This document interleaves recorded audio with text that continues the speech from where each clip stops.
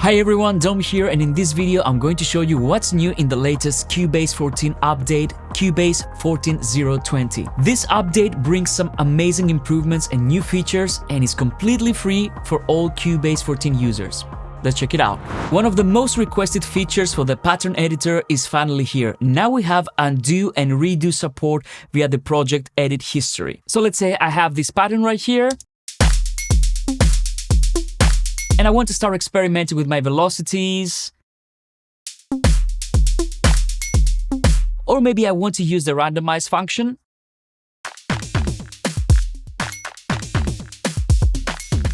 Now I can undo and redo by hitting Command Z or Control Z if you're on PC. Or I can go to my edit history and undo and redo my actions. So now you can easily switch between different results and compare them, and if you want to go back, you can do it. The edit history has you covered. But it doesn't stop there. We also have two new editing functions in the step grid context menu. Let me show you what they are. If I go here to my pattern, and let's say I want to develop and expand this pattern, now what I can do is I can go to any one of these lanes and right click and then choose double length of pattern. And when I do this, you will see that we'll go from 16 steps to 32 steps. So I can go and expand this pattern.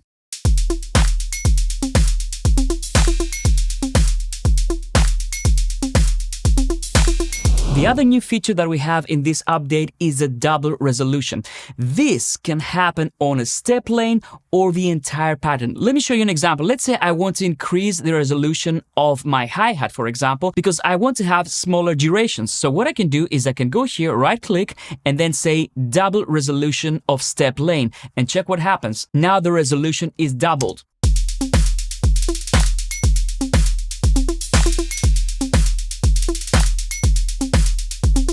So I can do this on a lane level, or I can do this in a pattern level. So if I want to increase the resolution of the entire pattern, I can just go here, right click, and then say double step resolution of pattern. And you will see that now all the steps are double the resolution. This gives you a lot of creative possibilities with the pattern editor. The other new improvement is that the parameter lane now supports the setting of minimum and maximum values for the randomization. So if you're using, let's say, the velocity variance, you can actually choose how much is going to be the maximum value and how much is going to be the minimum value. That allows you to have better control over the randomization functions. Now, in case you're using extended pitch ranges like what I have here, this will automatically create corresponding step lanes in the pattern editor, as you can see right here. Next, we have new features in the score editor. You can now directly import a Dorico project, making it easy to bring your notation projects into Cubase. A new track is automatically created for each instrument, and the score editor displays the music as closely as possible to how it originally appeared in Dorico. Now you can also import music XML files from any application, producing great looking notation automatically in the score editor. The new score editor now supports rhythm slashes, bar repeats, and numbered bar regions, making it easier than ever to create rhythm section and drum parts that look the way your players expect. And tremolos are also now supported. The next really exciting new feature is the event volume curves with automatic audio segment detection. Now Cubase can automatically detect individual audio segments such as words, drum hits, or even phrases, allowing for quick and intuitive volume adjustments with a simple mouse gesture. Let me show you. As you can see, I have a vocal here, and the only thing I need to do is hold my modifier keys. In my case, it's Command and Shift, and check what happens. When I hit these, I can hover my mouse over the top of the waveform right here, and you will see that Cubase detects the different phrases as segments. So now, for example, if I want to go here and make this section a little bit louder, I can just grab this section and just pull it up. Let's say I want to make this section a little bit quieter.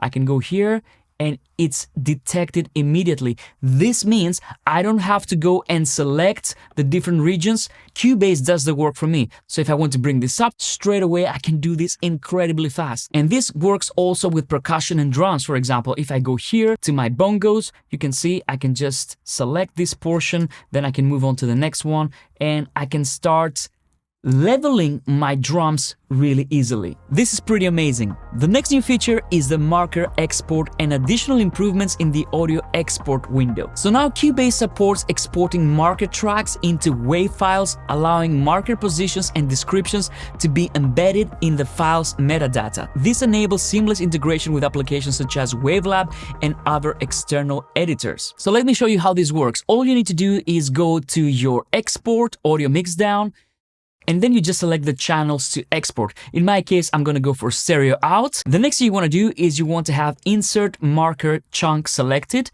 And then if we go to this cogwheel right here, you will see we can select which marker tracks we want to include in this audio file. So you can see my markers right here. Now, if I open this file in Wavelab, for example, you will see that Wavelab will detect the markers. So here we go, verse, pre-chorus, chorus, and this will allow, for example, a mastering engineer to know where your different sections of your track are. The best part is that Cubase itself can also read those markers. So for example, if I drop a file inside Cubase that contains markers, what I can do is I can go to Audio, Advanced, and then choose Extract Markers from WAV file, and then you will see all the markers appear on the Cubase marker track.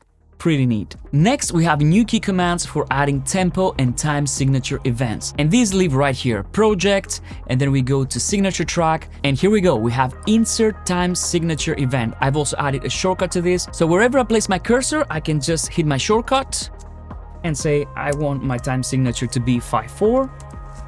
And there we go, we have our new time signature right here at my cursor. And the same you can do if you want to add a tempo change. So if I go project, tempo track, insert tempo event at cursor. Now I can say I want to have a different tempo, and there we go. We just added our new tempo right there. And it's that easy to add a new tempo event. Next, we have new key commands for transposing, and the 2 new assignable key commands have been added to allow transposing selected MIDI parts and audio events by 1 semitone up or down. You can find those new key commands under Edit, Transpose Down, and Transpose Up. And of course, you can add your own key assignments to these key commands. In my case, it's Command and Control up and down arrows. So let's say I want to transpose this vocal. In this place, with our hearts erased. Let's say I want to transpose it 3 semitones up. I can hit my shortcut 3 times.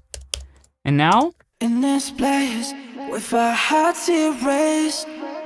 Feelings on display. And like I said, these you can use with audio and MIDI parts. We also have new play selection commands, and these new key commands have been added under the transport category to enhance playback control. Now we have play selection solo that allows you to play only the track you have selected once. And we also have loop selection solo that allows you to solo the involved tracks, set the locators around the selection, and play in cycle mode. The video engine has also received major improvements across the board, delivering better color management, improved performance, and expanded compatibility with external software.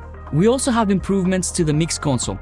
If, for example, you want to hide the faders from your mix console, now you can do this. All you need to do is go to your settings and then just deselect the faders so you can customize your mixer even more. This, of course, you can do in the full mix console or in the lower zone console. In this version, we also have 2 new MIDI remote scripts included for the Novation Launchkey Mark IV series and the Donner DMK25 Pro. And for Windows users, we have exciting news as well. This version officially supports Windows on ARM on the Snapdragon systems. These are just some of the new features and improvements you can find in Cubase 14.0.20.